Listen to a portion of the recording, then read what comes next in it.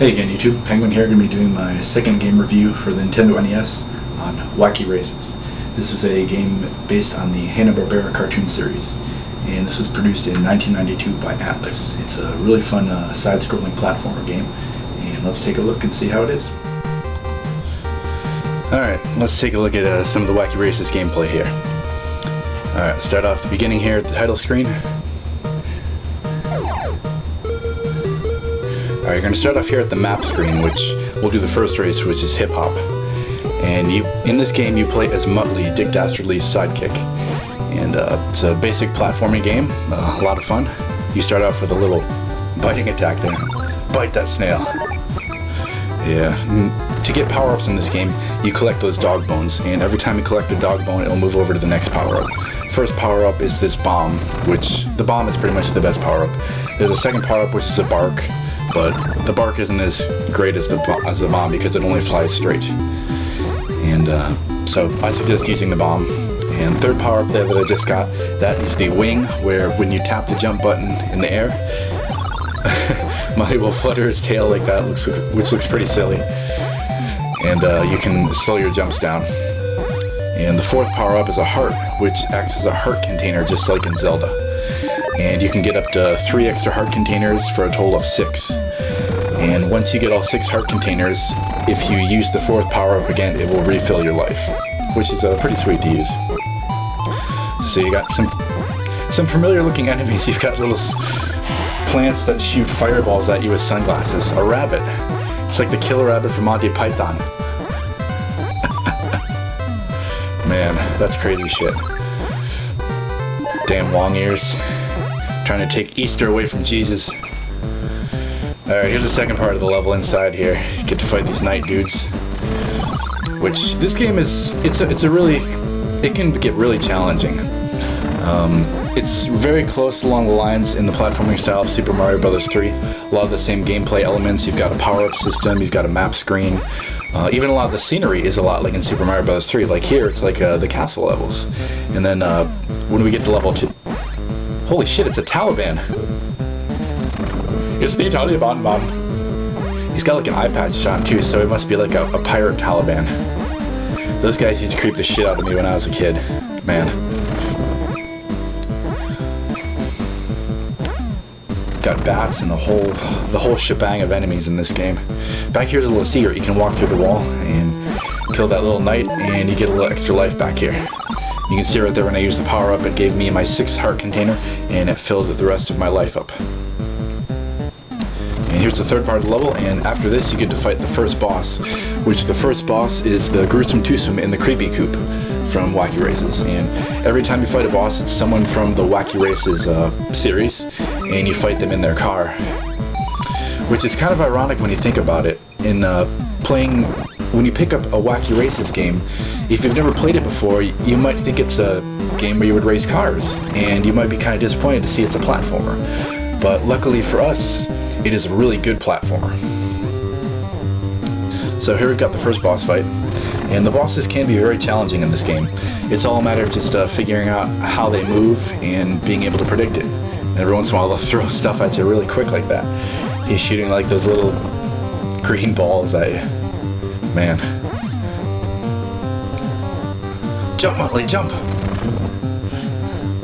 There we go. You kill him the first time, he'll respawn with a more aggressive attack, which this one isn't too bad. You just gotta stand kind of like halfway through there, and then just move to the other side when he jumps. Keep throwing the bombs at him, rinse and repeat.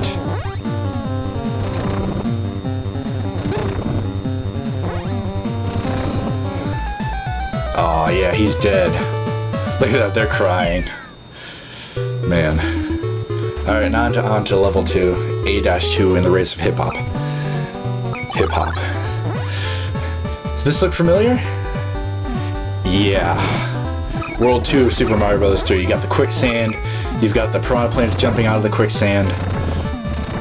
I don't remember armadillos rolling around in Super Mario 3, but I know what you're thinking. Yeah, it's kind of a rip-off, but this game it follows the same style as Super Mario Bros. 3, and it's a great platformer nonetheless.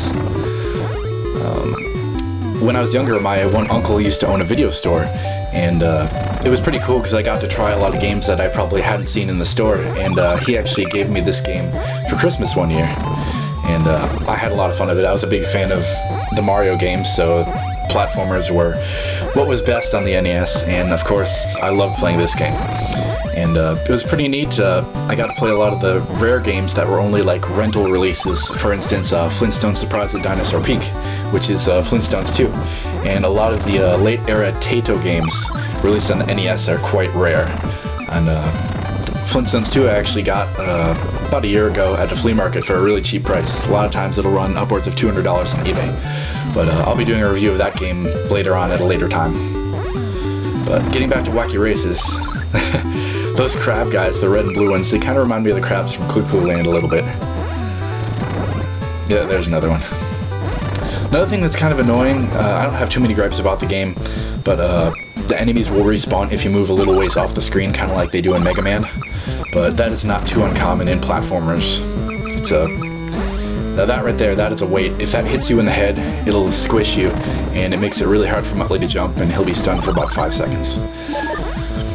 But coming up here is a part I'm going to show you exactly what not to do right up here at this next section with the spikes. If you get hit by this thing in midair, you're pretty much fucked. Oh, that hurts, getting spikes in the ass.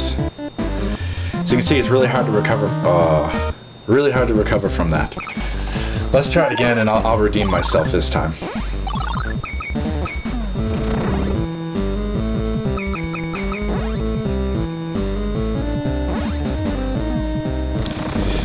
Another thing I like about this game is that it has a really good soundtrack. A lot of the soundtracks on the NES, some of them are just complete and utter crap.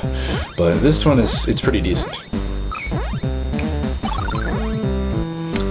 Alright, this is how it's supposed to go. See, I don't know why I just couldn't have done that the first time. I just messed it up though. The stupid fire shooting heads. Oh, come on. Stupid Muttley kept hitting the ceiling there. Oh, shit, fire!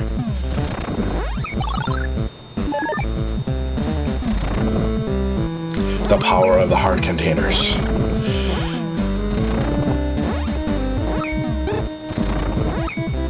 Oh, I jumped too early there.